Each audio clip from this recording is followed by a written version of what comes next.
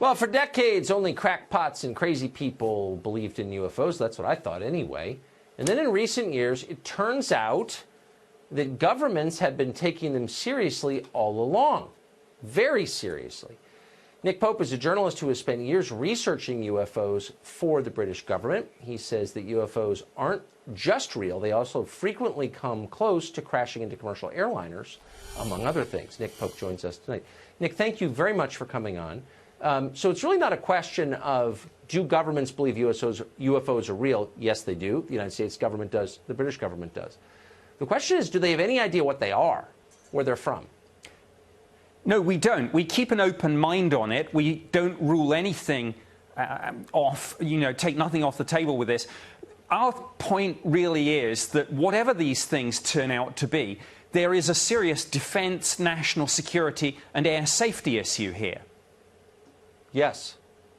Well, so that's kind of the nub of it, and that's where my interest comes from. So why aren't governments encouraging the population to, as they say about terrorism, if you see something, say something, report sightings to the government so we can make sense of this potential threat?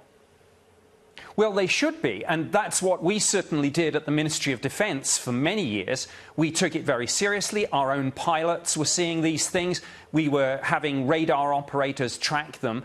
And we knew, again, through intelligence and through open source material, we knew that the Russians and the Chinese and others were working on this too. The problem was that just the pop culture baggage from the term UFO, flying saucer, little green men, people don't take it seriously. But they should. So we've ruled out, I think, that these are aircraft, experimental aircraft, or technically advanced aircraft from other countries. Is that true? Well, no, we keep an open mind, as I say, and some of these things probably are Russian or Chinese, whoever it is, but that's the point. We must find out. If there's something in our airspace, we need to know. For years, governments said they didn't do this. They did. I did it for the British government. I can only talk about this now because my old employers are gradually declassifying and releasing information about my old job. We now know, of course, the Pentagon had a program too. I think it will take congressional hearings to get to the bottom of all this, not just in the United States, but all around the world. And I'd like to see those congressional hearings.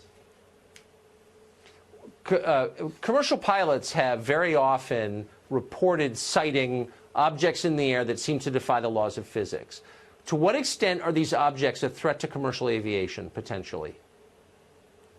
Well, certainly the British Ministry of Defence and our Civil Aviation Authority, which is the UK equivalent of your FAA, have dozens of cases in our files about near misses, some of which where pilots have had to take evasive action. And again, it comes back to the point. I don't care, in one sense, what these things are, but when there is this flight safety concern, when we have these near misses, we sure as heck should be doing more to find out.